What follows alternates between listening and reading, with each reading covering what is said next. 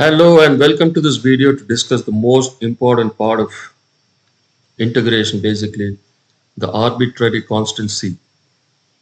Why do we add c here when we integrate a function? I use three different functions. Case 1 is x squared, case 2 is x squared minus 5, and case 3 is x squared plus 100. If I differentiate x squared, I have 2x. When I differentiate x squared minus 5, I have 2x also. When I differentiate x squared plus 100, I do have 2x. We have the same result in all three cases, which means that when we differentiate a constant, that constant becomes 0. So in case 2, when you differentiate x squared minus 5, differentiation of x squared is 2x and differentiation of negative 5 is 0. The same as third case, differentiation of x squared is 2x and differentiation of positive 100 becomes 0. Now coming to the point, when we integrate 2x, according to the reverse process, we should have x squared minus 5, x squared plus 100 at the same time, which is impossible, right? That is the reason why we use a constant c here.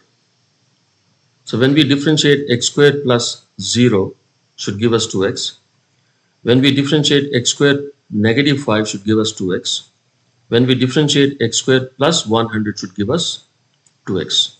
I hope you understood this, the importance of using an arbitrary constant c.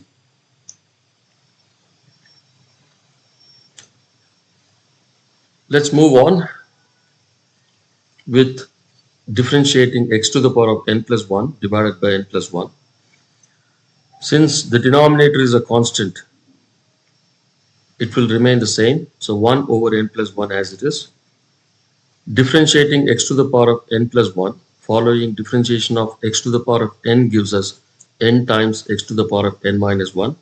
In place of n, we have n plus 1 here. Therefore, differentiation of x to the power of n plus 1 is n plus 1 times x to the power of n plus 1 minus 1. So therefore, which will give us x to the power of n. The denominator here, n plus 1. The numerator here, n plus 1, gets simplified. And here, positive 1, negative 1 becomes 0. Therefore, we have x to the power of n. Differentiation of x to the power of n plus 1 divided by n plus 1 will give us x to the power of n. And according to the reverse process, integration, integral x to the power of n dx should give us x to the power of n plus 1 divided by n plus 1. And this is the rule to be followed to integrate any exponent of x except for n not equal to negative 1, which means that x cannot have the exponent which is negative 1.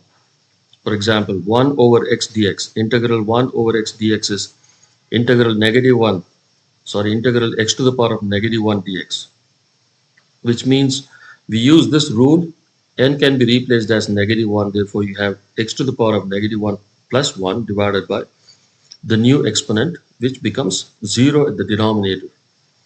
And we all very well know that the denominator cannot become 0 because then the value of the fraction becomes large.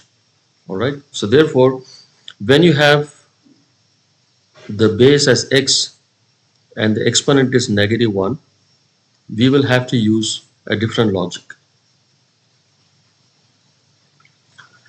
And let's start from here. Differentiation of ln x is 1 over x, which is a standard function. The reverse process, integral 1 over x should give us ln x, right? Let's look at this. Integral 1 over x dx should give us ln x plus c. There is one other way of understanding this. When you have a fraction, there are different types of fractions. We will discuss that in my next future videos. And when you have especially these type of denominator, for example, in this case 1 over x, which is a very simple fraction, and you just have x in the denominator, and we very well know that x cannot have a negative 1 as the exponent, right? So therefore, if you see this denominator, if you differentiate this denominator, will give us 1. So the rule here is If the differentiation of the denominator is exactly the numerator, then the result would be ln of the denominator, natural logarithm. I'll repeat this once again. When you have some fraction of this type, if you check with the denominator, if you differentiate the denominator is exactly the numerator, then the result is going to be ln of the denominator. So we follow this rule. There are two ways. One is the reverse process. Another one is checking the denominator and the numerator. I hope you understood this video, and this is going to be the end of this video.